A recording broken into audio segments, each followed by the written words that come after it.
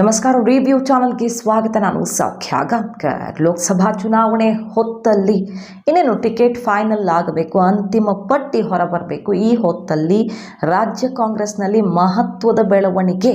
ಸಿದ್ದು ಟೀಮ್ನ ಪ್ರಮುಖ ಸಚಿವರಿಂದ ಮಾಹಿತಿನ ಮುಂದೆ ಇಡ್ತಾ ಇದ್ದೀವಿ. ಮಿಸ್ ಮಾಡಿದ್ರೆ ನಮ್ಮ ಚಾನಲ್ನ ಸಬ್ಸ್ಕ್ರೈಬ್ ಮಾಡಿ, ಹಾಗೆ ನಿಮ್ಮ ಅಭಿಪ್ರಾಯ ಕಮೆಂಟ್ ಮಾಡಿ ತಿಳಿಸಿ. ಎಸ್ ವೀಕ್ಷಕರೇ, ಡಿ.ಕೆ. ಶಿವಕುಮಾರ್ ಅವರು ಒಂದು ಕಡೆ ಸಿದ್ದು ಕ್ಯಾಂಪ್ನ ಪ್ರಮುಖರನ್ನು, ಅಹಿಂದ ನಾಯಕರು ಅಂತ ಗುರುತಿಸ್ಕೊಂಡಿರುವಂಥ ಮಿನಿಸ್ಟ್ರುಗಳನ್ನೇ ಎಕ್ಸ್ಪೋರ್ಟ್ ಮಾಡೋಕ್ಕೆ, ಡೆಲ್ಲಿಗೆ ಎಕ್ಸ್ಪೋರ್ಟ್ ಮಾಡೋದಕ್ಕೆ ತಮ್ಮದೇ ಆದ ರಣತಂತ್ರ ರೆಡಿ ಮಾಡಿದ್ದಾರೆ. ಹಾಗೆ ಅನಿವಾರ್ಯ ಕೂಡ ಅದು, ಯಾಕಂದರೆ ಕಾಂಗ್ರೆಸ್ಗೆ ಕ್ಯಾಂಡಿಡೇಟ್ಸ್ ಇಲ್ಲ. ಹಲವು ಕ್ಷೇತ್ರಗಳಲ್ಲಿ ಗೆದ್ದು ಬರುವಂತಹ ಅಭ್ಯರ್ಥಿಗಳು ಬೇಕು. BJP ಕಟ್ ಹಾಕಬೇಕಂದ್ರೆ ಪ್ರಭಾವಿ ಮಂತ್ರಿಗಳೇ ಅಖಾಡಕ್ಕಿಳಿಬೇಕು ಅಂತ ಸರ್ವೆ ಸಮೀಕ್ಷೆಗಳು ಹೇಳ್ತಾ ಇರೋದ್ರಿಂದ ಡಿ.ಕೆ. ಶಿವಕುಮಾರ್ ಅವರದ್ದೊಂದೇ ಆಯ್ಕೆ ಅಂತ ಹೇಳೋಕ್ಕೂ ಕಷ್ಟ. ಹೈಕಮಾಂಡ್ ಕೂಡ ಅದನ್ನು ಬಯಸ್ತಾ ಇದೆ. ಇದರ ನಡುವೆ ಸಿದ್ದು ಕ್ಯಾಂಪ್ನ ಪ್ರಮುಖ ಮಿನಿಸ್ಟರ್ಸ್ ಅಚ್ಚರಿಯ ನಡೆ ಏನಾಗಿದೆ ಮೀಟಿಂಗಲ್ಲಿ. ಈ ಕಡೆ ಸಿದ್ದರಾಮಯ್ಯ ಆಪ್ತ ನಾಯಕ ಸತೀಶ್ ಜಾರಕಿಹೊಳಿ ಸೆಡ್ ಹೊಡೆದ ಬೆನ್ನಲ್ಲೇ ಮತ್ತೊಬ್ಬ ಆಪ್ತ ಮಹದೇವಪ್ಪನವರು ಕೊಟ್ಟಿರುವ ಶಾಕ್. ಡಿ.ಕೆ. ಶಿವಕುಮಾರ್ ಅವ್ರಿಗೀಗ ಸ್ಪಷ್ಟ ಸಂದೇಶವನ್ನು ರವಾನಿಸ್ತಾ ಇರೋದು. ರಾಜಣ್ಣವರಂತೂ ನೇರ ಬಹಳಷ್ಟು ದಿನಗಳಿಂದ ಹೇಳ್ಕೊಂಡು ಬಂದಿದ್ದಾರೆ. ಎಷ್ಟು ಮರ್ಯಾದೆ ಕೊಡಬೇಕೋ ಅಷ್ಟಷ್ಟು ಕೊಡ್ತಾ ಇದ್ದೀವಿ. ನಾವು ಹೇಳಿದವ್ರಿಗೆ ಟಿಕೆಟ್ ಕೊಡಲಿಲ್ಲ ಅಂದರೆ ನಮ್ಮ ಶಕ್ತಿ ನಾವು ತೋರಿಸ್ಬೇಕಾಗತ್ತೆ ಅನ್ನೋ ತನಕ ಸಂದೇಶ ಕೊಟ್ಟು, ಹೆಚ್ಚು ಕಡಿಮೆ ಆದರೆ ನಾವೇನು ಅನ್ನೋದನ್ನು ಒಂದು ಟ್ರೇಲರ್ ಬಿಟ್ಟುಬಿಟ್ಟಿದ್ದಾರೆ.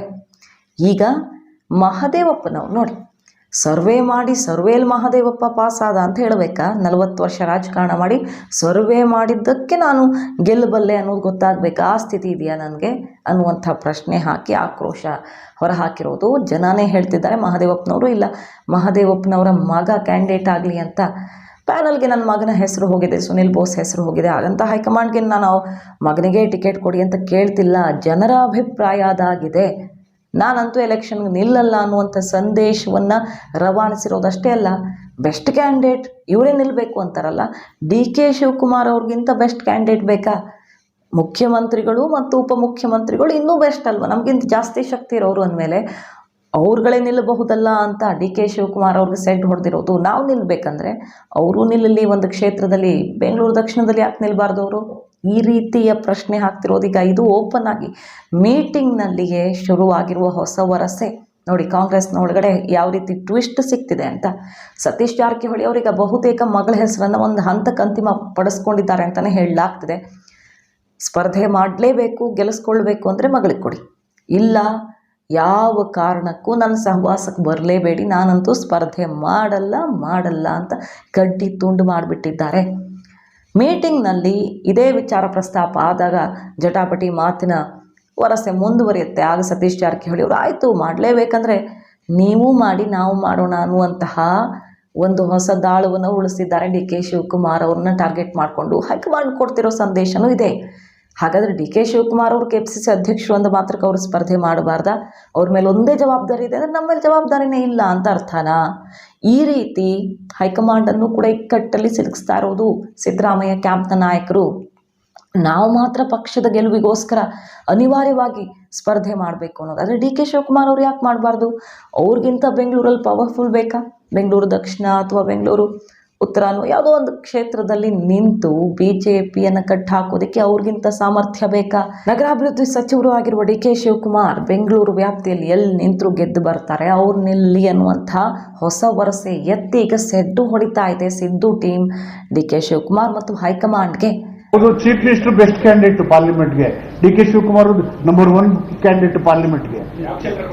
ನೋಡಿ ಹುಡುಕಿನೇ ಸರ್ವೆ ಮಾಡಿಸಿ ಸರ್. ಬಟ್ ಹೈಕಮಾಂಡ್ ಮಂತ್ರಿಗಳೆಲ್ಲ ಸ್ವಲ್ಪ ನಿಲ್ಬೇಕು, ಪಕ್ಷಕ್ಕೋಸ್ಕರ ನಿಲ್ಬೇಕು, ಆಗ್ಲೇ ಗೆಲ್ಲೋದು ಅಂತ ಇದೆ ಸರ್. ಸರ್ವೆ ತ್ಯಾಗ ಮಾಡಬೇಕಾಗುತ್ತೆ.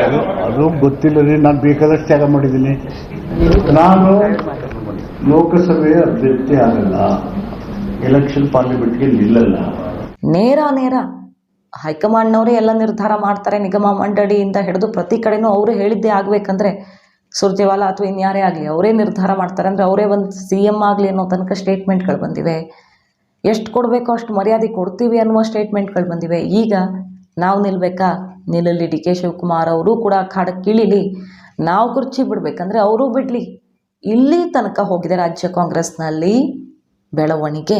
ಸೊ ಇದನ್ನು ಮೀರಿ ಮಹದೇವಪ್ಪನವ್ರನ್ನೋ ಸತೀಶ್ ಜಾರಕಿಹೊಳಿ ಅವ್ರನ್ನ ಅಖಾಡಕ್ಕೆ ಇಳಿಸಲೇಬೇಕು ಅಂದರೆ ಅದರ ಮುಂದಿನ ಪರಿಣಾಮವನ್ನು ಎದುರಿಸಲೇಬೇಕು ಅನ್ನುವ ಸ್ಥಿತಿ ರಾಜ್ಯ ಕಾಂಗ್ರೆಸ್ನಲ್ಲಿ ಉದ್ಭವ ಆಗಿದೆ. ಸಿದ್ದರಾಮಯ್ಯನವರ ಎದುರೇ ಆಡಿರುವ ಮಾತು ಇಂಟ್ರೆಸ್ಟಿಂಗ್. ಅಂದರೆ ಮಹದೇವಪ್ಪನವರು ಸಿದ್ದರಾಮಯ್ಯನವರು ಎದುರೇ ನಾನು ನಿಲ್ಲಲ್ಲ ಅನ್ನುವ ಸಂದೇಶವನ್ನು ಈ ರೀತಿ ರವಾನಿಸಿದ್ದಾರೆ. ಮಗನಿಗೆ ಕೊಡಿ, ಗೆಲ್ಲಿಸ್ಕೊಂಡು ಬರ್ತೀವಿ. ಇಲ್ಲ, ಈ ರೀತಿ ಫಾರ್ಮುಲಾ ಆಗಲಿ, ನಾವು ನಿಲ್ಲೋಕೆ ರೆಡಿ, ನೀವು ನಿಲ್ಲಿ. ಹೇಗೆ ಸಾಧ್ಯವೋ ಹಾಗೆ ಈಗ ಡಿ ಕೆ ಶಿವಕುಮಾರ್ ಅವರು ಅಬ್ಬರ ವೇಗಕ್ಕೆಲ್ಲ ಬ್ರೇಕ್ ಹಾಕೋದಕ್ಕೆ ರೆಡಿಯಾಗಿದೆ ಸಿದ್ದು ಪಡೆ. ಆಗಲಿಲ್ಲ ಅಂದರೆ ನಮ್ಮ ದಾರಿಯೂ ಪ್ಲ್ಯಾನ್ ಬಿನೂ ರೆಡಿಯಾಗಿದೆ ಅನ್ನುವಂಥ ಟ್ರೇಲರ್ ಬ್ಯಾಕ್ ಟು ಬ್ಯಾಕ್ ಬಿಡ್ತಾ ಇರೋದು ಈಗ ಕುತೂಹಲಕ್ಕೆ ಕಾರಣ ಆಗಿದೆ. ಲೋಕಸಮರದ ಸುತ್ತ ರಾಜ್ಯ ಕಾಂಗ್ರೆಸ್ನಲ್ಲಿ ಏನೇನಾಗೋದಿದೆ, ಬೆಂಕಿ ಬಿರುಗಾಳಿ ಅಂತ ಮಾಹಿತಿ ನಿಮ್ಗೆ ಇಷ್ಟ ಆಗಿದ್ರೆ ಮಿಸ್ ಮಾಡಿದ್ರೆ ನಿಮ್ಮ ಚಾನಲ್ನ ಸಬ್ಸ್ಕ್ರೈಬ್ ಮಾಡಿ. ಹಾಗೆ ನಿಮ್ಮ ಅಭಿಪ್ರಾಯ ಕಮೆಂಟ್ ಮಾಡ್ತಾರೆ. Thank you.